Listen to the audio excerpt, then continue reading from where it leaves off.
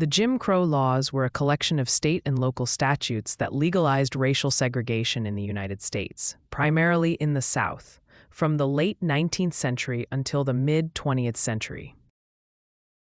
Named after a black minstrel show character, these laws were designed to marginalize African Americans by denying them basic civil rights and enforcing separate public facilities for blacks and whites.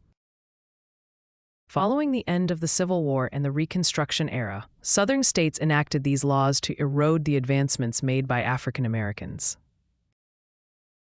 Under Jim Crow, African Americans were barred from attending the same schools as white children, using the same public restrooms, sitting in the same sections of buses and trains, and even drinking from the same water fountains. In some cases, blacks and whites couldn't play checkers together.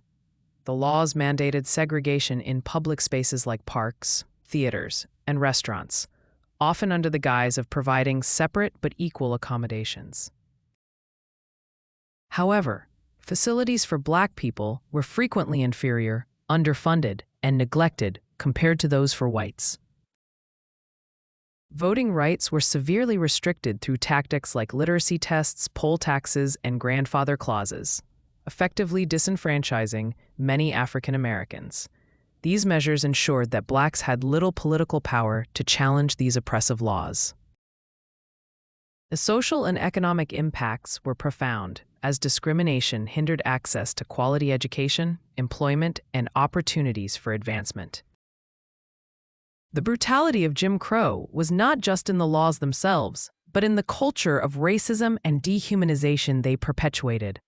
Lynching and violence were used to enforce racial hierarchies and intimidate those who tried to stand up against this injustice. The civil rights movement of the 1950s and 60s, through landmark actions and legislation, like the Civil Rights Act of 1964, played a crucial role in dismantling Jim Crow laws.